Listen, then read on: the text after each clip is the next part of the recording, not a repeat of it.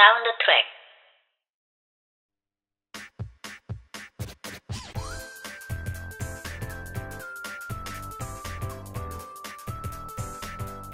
안녕하세요. 저는 H고요. 여러분이 듣고 계시는 이 라디오 방송은 사운드 트랙입니다. 자, 제 21회입니다. 어느덧 제가 애니메이션 시리즈 21개를 감상하게 되었네요.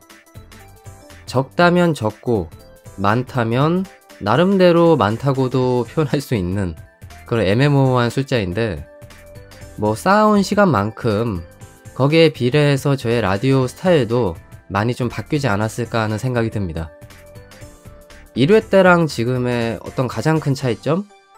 장비가 일단 바뀌었잖아요.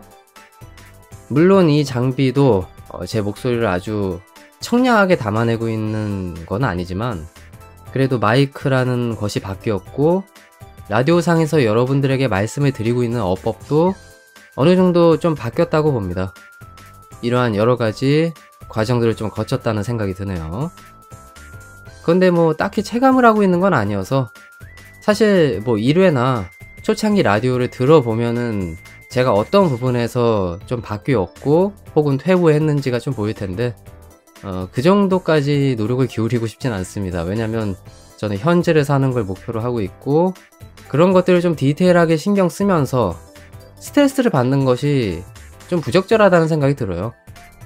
이왕이면 제 본연의 색깔을 가지고 잘 하자, 이런 생각을 좀 가지고 있는 편이라서 어쨌든 그렇게 생각을 하고 녹음에 임해보도록 하겠습니다.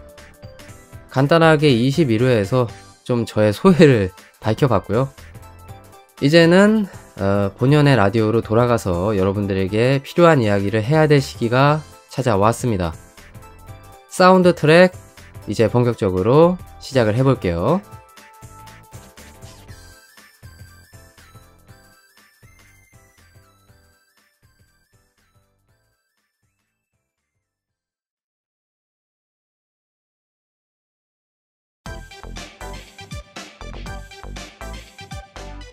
꿀 같은 날에는 꿀꿀한 작품 어떠신지요? 리뷰 비스무리한 그것, 사운드 트랙의 꿀잼 셀렉트 시간입니다.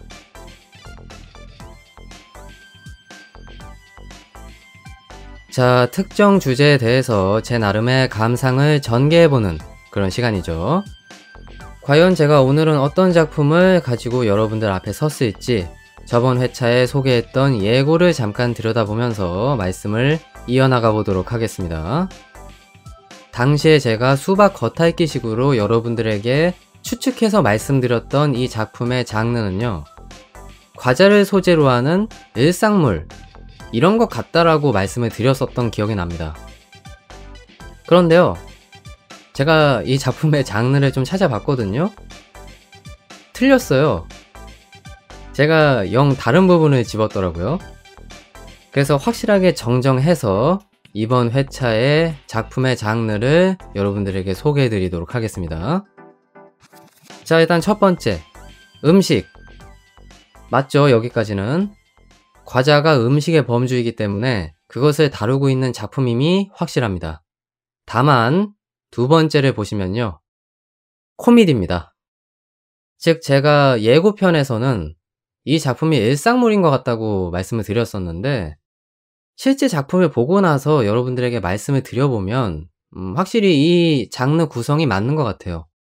일상의 어떤 자질구레한 이야기들이 나오는 작품이라고 하기보다는 과자를 소재로 하는 코믹함을 더 살린 그런 작품에 더 가깝기 때문에 그 점을 제가 좀 간과하지 않았나 하는 생각이 듭니다. 그래서 이 부분을 확실하게 여러분들에게 정정해 드리고요. 여기에다가 한 가지 장르를 더 추가한다면 저는 이렇게 정리를 하나 하고 싶어요. 과자를 다루고 있는데 단순히 이게 코미디만 그치는 게 아니라 그 과자를 설명하는 일종의 교육 애니메이션 같은 작법이 좀 들어가 있습니다. 직관적으로 그냥 말씀을 드린다면 정보 전달? 이런 느낌이 확실하게 나는 그런 애니메이션이라고 할 수가 있겠습니다. 이 정도로 여러분들에게 정리를 해서 말씀드리면 될 것 같고요. 이제 이 작품의 중심 소재에 대해서 말씀을 드리고 넘어가 보도록 하겠습니다. 자, 이 작품은요, 막과자 중독자인 대기업의 영예, 이 한 소녀의 이야기를 담아내고 있는 작품이다. 이렇게 간단 명료하게 정리를 한 상태에서 여러분들에게 이 작품을 드디어 공개해 보도록 합니다. 여러분, 경청해 주세요. 꿀잼 셀렉트.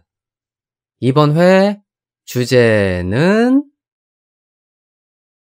사랑은 어떤 맛이라고 생각해? 애니메이션 다가시카시 일기입니다.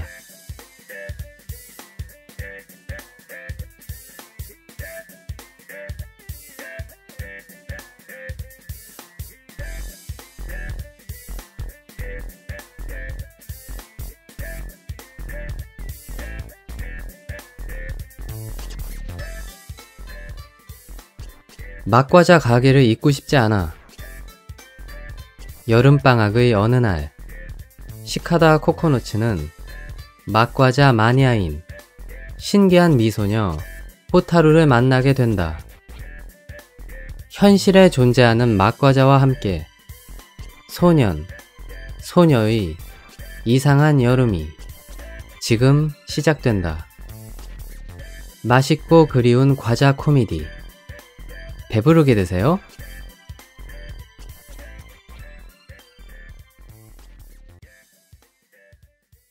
자, 일본의 막과자.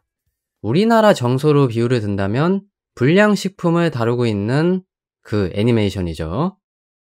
저는 새삼 이 작품 보면서 역시 일본이란 나라는 굉장히 신기한 나라다, 이런 생각을 좀 했었습니다.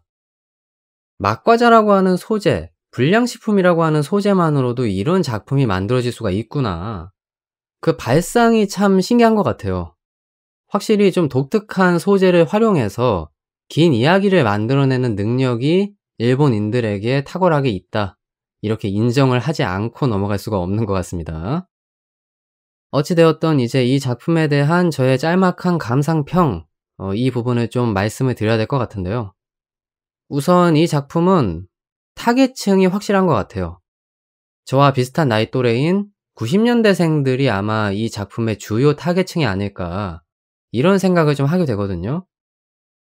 제가 그렇게 느끼는 이유는 저와 비슷한 세대들이 거의 아마 끝자락일 거예요. 아날로그 시대를 살았던 그 끝자락에 속해 있는 세대, 그리고 그들이 추억의 장소로 여길 만한, 우리나라로 치면은 구멍가게 혹은 슈퍼마켓이라고 하는 게 있었죠. 지금도 간간히 볼 수 있긴 하지만 거의 사장된 그런 가게의 형태들이 많이 있고요.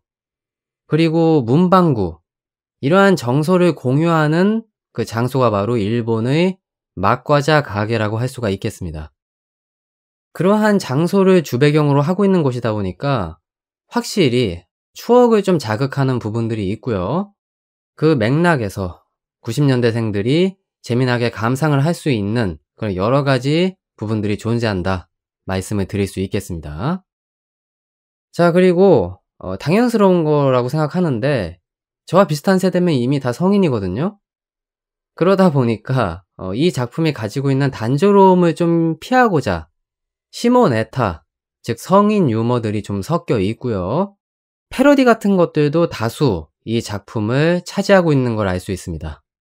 그렇기 때문에 이 작품에서 순수한 추억의 느낌을 자극함과 동시에 또 나름대로 센스 있는 코미디, 이런 것들이 좀 가미되어 있는 측면도 있어서 단조롭지 않게 볼 수 있는 나름의 재미를 가지고 있는 애니메이션이 아닌가 하는 생각이 듭니다.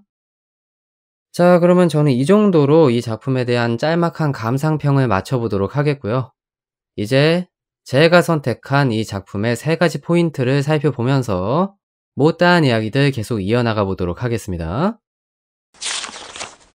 자, 제가 선택한 첫 번째 포인트입니다. 한 여름날의 추억. 막과자는 아이들을 겨냥하는 식품인 만큼 가격이 싸야 합니다. 하지만 그렇게 되면 필연적으로 양은 줄어들 수밖에 없죠. 그래서 막과자 제조업체는 고심을 했습니다. 어떻게 하면 적은 양으로 아이들이 장시간 재미있게 막과자를 즐길 수 있도록 하느냐. 이것이 막과자의 가장 중요한 메인 테마가 되었다는 겁니다. 여기까지가 다가시카시 일기에서 제시하고 있는 막과자의 정의입니다. 처음 이 이야기를 딱 들었을 때 가슴에 확 꽂히는 느낌을 받았었어요.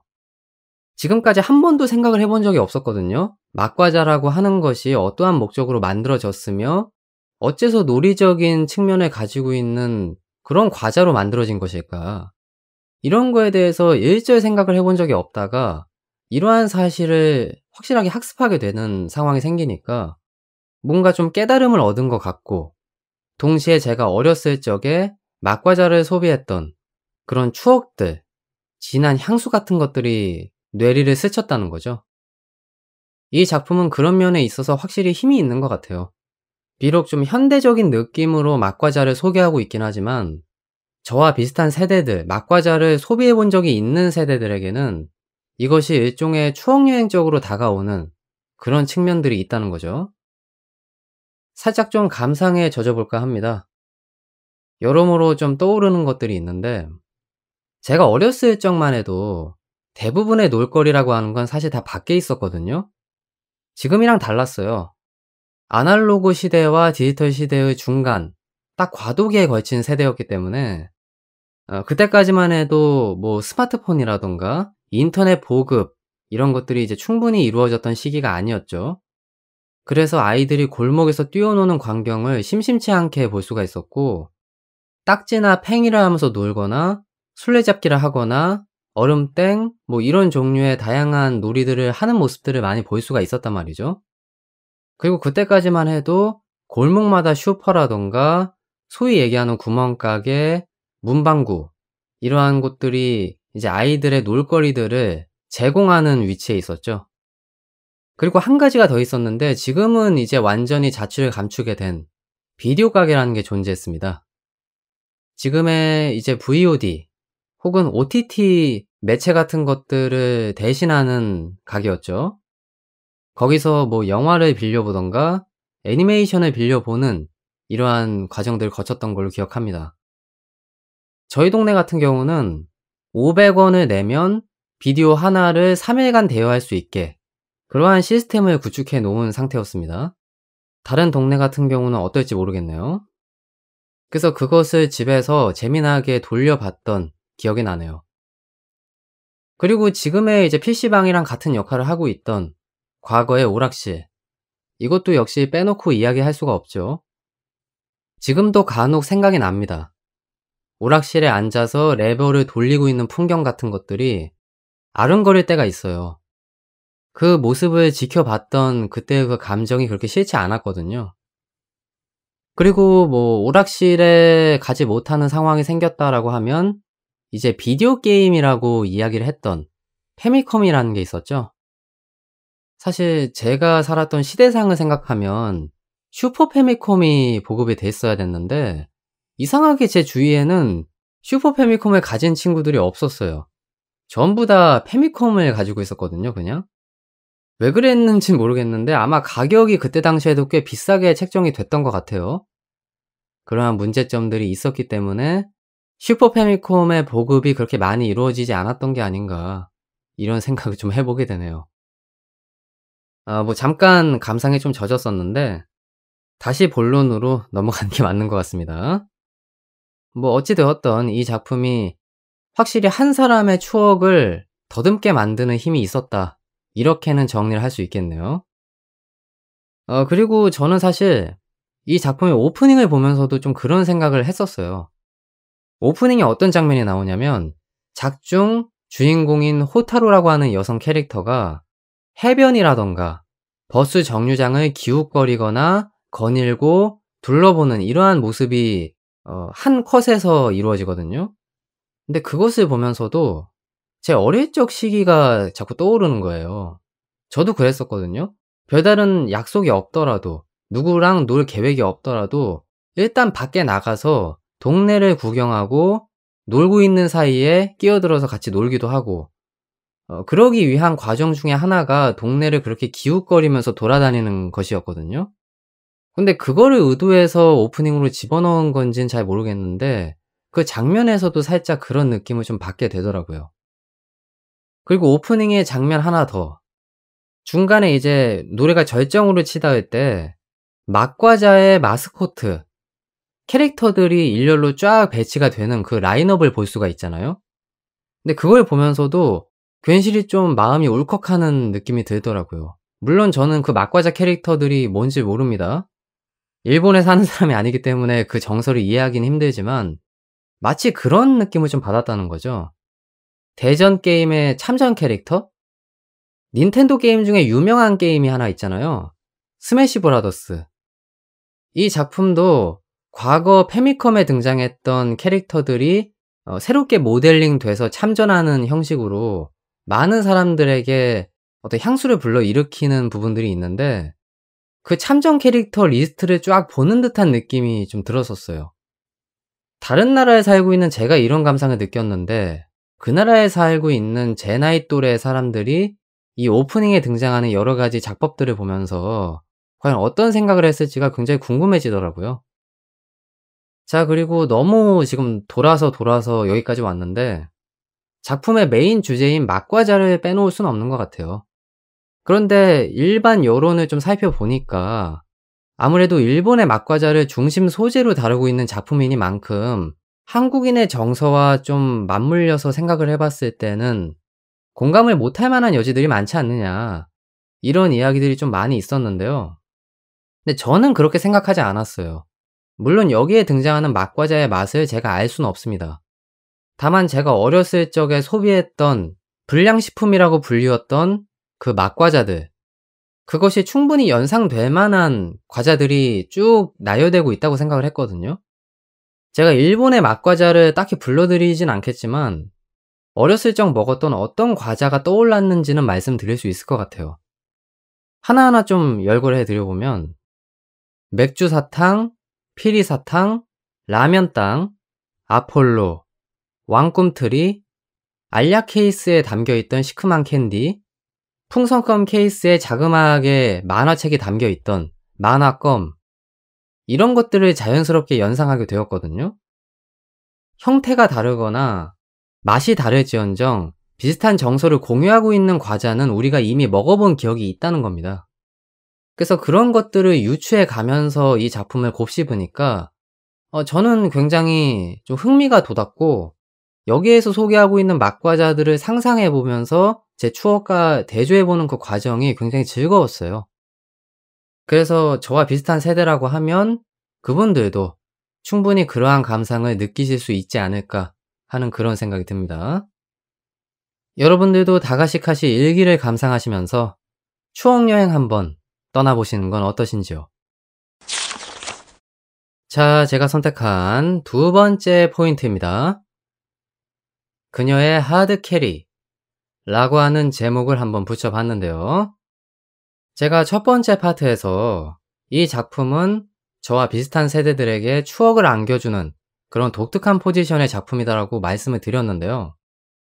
만약에 이 작품을 감상하고서도 추억을 느끼거나 곱씹을 수 없는 그러한 세대나 나이에 속해 있는 분이라고 하면 이 작품에서 원동력으로 삼을 만한 그런 작중 재미 포인트라고 하는 것이 무엇이냐, 이 부분에 대해서 말씀을 드리고자 합니다. 자, 그래서 제가 선택한 여러분들이 이 작품을 감상하도록 만드는 원동력은 바로 작품의 메인 히로인 시다레 호타루입니다. 이 캐릭터는 비주얼적으로 우리를 압도하는 무언가를 가지고 있어요. 그러다 보니까 거의 이 작품의 주도권을 쥐고 멱살을 잡고 끌고 간다라고 하는 느낌이 강합니다. 그만큼 이 캐릭터가 가진 존재감이 어마어마하다는 얘기죠. 자, 그래서 호타루의 매력 포인트가 무엇인지 하나하나 좀 살펴보는 시간을 가져보도록 하겠습니다. 우선 미모는 당연히 말할 것도 없죠. 아마 작중 등장하는 여성 캐릭터들 중에서 가장 독보적인 미모를 자랑하지 않을까라고 생각을 해봅니다. 그리고 두 번째는 꽤 매력적으로 다가오는 패션인데요. 제가 호타루의 패션을 보면서 어떤 생각을 했었냐면 일본의 70년대에서 80년대 사이에 꼬마 아가씨들에게 입히는 복식이 있었잖아요. 멜빵과 스커트와 프릴이 달려있는 상의. 이러한 조합을 제가 기억하기로는 70년대나 80년대를 다루고 있는 일본 애니메이션에서 상당히 많이 비춰줬던 걸로 기억을 하거든요. 굳이 예를 하나 든다면 마루코는 9살? 그 작품에 등장하는 마루코가 이런 비슷한 복식을 착용하고 있죠. 제가 느끼기에 그 복식을 현대 사람들이 괜찮게 느낄 수 있을 정도로 좀 어레인지한 것에 가깝지 않느냐, 이런 생각을 좀 했다라는 거죠. 한마디로 이 호타루라고 하는 캐릭터의 복식 자체도 어느 정도 추억여행을 할 수 있게끔 만든 작법이 아닐까 하는 생각이 든다는 겁니다. 뭐 여기까지는 비주얼에 대한 이야기죠. 근데 이 캐릭터의 성격은 어떠냐? 이 부분도 꽤 중요한 부분이라고 전 생각을 하는데요. 일단 너무나도 막과자에 대한 애정이 강하기 때문에 좀 제정신이 아닌 캐릭터로 묘사가 되고 있습니다. 그리고 보통 제정신이 아니다라고 하면 일본 애니메이션에서는 마이페이스적인 성향이 강하다라는 표현을 쓰죠. 그러한 면모가 있는 캐릭터들이 언제나 그러하듯이 성적인 부분에 있어서 무지하거나 수치라는 걸 느끼지 못하는 이러한 모습들도 우리들에게 비춰주고 있습니다. 그리고 제가 알기로는 이러한 여성상, 캐릭터 특성을 모의 요소로 인식하시는 분들이 꽤 많이 존재한다는 걸로 그렇게 알고 있습니다. 한마디로 정리하면 미소녀가 비상식적인 기행이나 추태를 부리는 이러한 상황을 우리들에게 보여준다는 것이고, 그것이 매력 요소로 어필되고 있다는 거죠. 이 작품에선 확실히 그런 식의 포장을 호타루에게 입히고 있습니다. 그리고 제가 한 가지 더 꼽고 싶은 모의 포인트가 하나 있는데 좀 비유적으로는 적절하지 않을 수도 있습니다. 제가 어떤 얘기를 하고 싶냐면 서민의 문화를 동경하거나 호의적으로 대하는 그러한 부자상에 가깝다는 생각도 들었거든요. 이 캐릭터가 서민 생활에 대한 어떤 부분 혹은 문화 생활에 대한 부분에 있어서 상당히 무지하다는 모습을 많이 보여줍니다. 뭐 예를 들면 1화에서 본인이 카페에 방문해 본 적이 처음이다라고 얘기하는 거라던가, 7화에서 축제에 참여해 본 적이 없었다 라고 말하는 거를 꼽고 싶은데요. 이것만 봐도 이 캐릭터가 엄연히 대기업 과자 브랜드의 영예인 존재인데 폐쇄적인 생활을 해왔다는 식으로 언급이 되는 것이고, 그것이 우리들에게 있어서는 좀 애틋한 감정으로 승화가 되는 측면이 있다는 거죠. 그리고 이 캐릭터가 서민 문화를 접할 때 느끼는 신선한 반응 같은 것들, 이것이 우리들에게는 또 일정 부분 재미로 반환이 되는 측면이 있다는 겁니다. 그리고 이 캐릭터의 정체성상 가장 빛을 발하는 서민 문화의 최고봉이라고 할 수 있는 건 역시 막과자죠. 남들보다 막과자에 있어서만큼 월등하고 막대한 정보를 취급하고 있다는 사실을 우리들이 알 수가 있는데, 게다가 이 캐릭터는 막과자가 가지고 있는 단점도 확실하게 알고 있거든요. 1화에서 포테이토 칩을 좀 크게 부풀려 놓은 것 같은 과자를 먹고 있는데 이런 얘기를 합니다. 이 정크푸드 같은 자극적인 맛이 난 너무 좋다. 이것이 무엇을 뜻하는 것일까요? 한마디로 막과자가 가지고 있는 정체성, 값싸게 만든 출처를 알 수 없는 특유의 그 과자, 그리고 저가의 맛을 덮기 위해서 과한 조미료라던가 양념을 첨가한 이러한 정크푸드로서의 정체성을 가진 과자라는 걸 100% 인지하고 있다는 얘기인 거잖아요. 그러니까 이 캐릭터는 막과자의 그러한 단점조차도 확실하게 포용을 해줄 수 있다라는 그러한 생각을 가지고 있는 진또백이라는 거죠. 그러다 보니까 이 캐릭터가 거의 생활에 있어서 대부분의 시간을 막과자를 먹으면서 보낸다는 걸 알 수가 있습니다. 9화라던가 10화에서는 그 부분이 이제 정점으로 치닫죠. 본인이 구내염에 걸렸는데 그 구내염에 걸린 원인을 어떻게 생각하냐고 사야가 되물으니까 호타루가 이런 대답을 하잖아요. 막과자를 너무 생각한 나머지 수면이 부족해진 그 원인 때문에 구내염이 생긴 게 아닐까? 삼시세끼 동안 막과자를 충분히 섭취하지 못한 그 스트레스가 구내염의 발병 원인 아닐까? 이러한 속 없는 소리를 하는 걸 볼 수가 있는데, 실제로 구내염이 생긴 원인은 뭐 제가 설명을 할 필요성은 없겠지만은 호타루가 막과자를 엄청나게 먹기 때문이죠. 그리고 이 캐릭터가 그러한 구내염을 잡기 위해서 먹고 있는 약 대용의 음식도 막과자입니다. 한마디로 이 캐릭터의 삶을 지탱하고 있는 원동력이자 목적은 바로 막과자라는 얘기가 되는 거죠. 물론 이제 이러한 이야기들을 다 설명하고 나면 제가 왜 아까 부자를 동경하는 서민이라고 하는 요소가 부적절하다고 얘기한지를 아실 텐데, 이 캐릭터는 서민의 문화를 호의적으로 느끼기 때문에 막과자를 좋아하는 건 아니니까요. 하지만 어쨌든 서민적인 문화에 심취해 있는 그러한 캐릭터라는 걸 우리들이 확인할 수 있고, 또 여러 가지 모해 포인트들과 맞물려서 이 호타루라고 하는 캐릭터를 완벽하게 형성하고 있다는 사실을 깨닫게 되는 측면들이 있기 때문에 이 캐릭터가 어쨌든 이 작품에서는 굉장히 중요한 인물이라는 걸 부정할 수 없다고 봅니다. 뭐 저도 개인적으로는 여기 등장하는 캐릭터들 중에서는 호타루가 가장 마음에 드는 것 같네요. 이 정도로 그럼 두 번째 포인트 마치겠습니다. 자, 제가 선택한 마지막 포인트입니다. 제목을 한번 이렇게 정해봤습니다. 계승되는 의지? 다가시카시 일기를 감상하시고 계신 분들에게는 이미 좀 관심사에서 약간 멀어진 소재이죠. 코코노츠와 코코노츠의 아버지인 요우가 운영하고 있는 막과자 가게가 과연 9대까지 이어질 것인가? 이 논점에 대해서 한번 이야기를 좀 해보도록 하겠습니다. 자, 우선 우리들이 일본의 가업이라고 하는 것에 대해서 좀 이해를 해야 될 것 같은데, 뭐 서브컬처를 자주 접하시는 분들이라고 하면 이미 머릿속에 그 개념이 있겠죠. 일본은 대를 이어서 가문의 사업으로 지정한 어떤 일을 꾸준히 이어나가는 문화가 굉장히 견고하게 형성이 되어 있습니다. 뭐 떡집이든 일반적인 가게이든 일본은 가업을 꾸준히 이어나가야 된다라고 하는 정서가 확립이 되어 있는 그런 나라이죠. 다만 이제 여기서 문제가 있는 거는 막과자 가게가 엄연하게 사양 사업인 거잖아요, 사실은. 굳이 우리나라의 예를 들지 않더라도 일본 내에서도 분명히 막과자 가게는 사라지고 있는 과거의 유물 취급을 받을 가능성이 높다, 이렇게 생각을 해볼 수가 있는 거죠. 특히나 제가 논논비오리 일기를 다뤘을 때를 돌이켜 생각해봐도 거기에 등장하는 막과자집 주인으로 나오는 인물, 카에데였나요?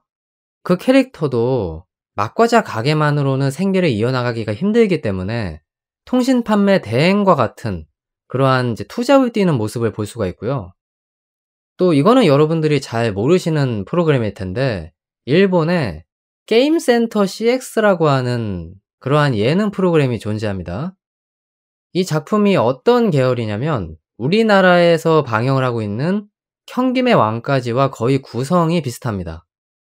다만 이제 중심으로 다루고 있는 소재가 고전 게임, 뭐 페미컴이라던가 슈퍼 페미컴, 이런 거에 한정되어 있다는 게 특이점인 거죠.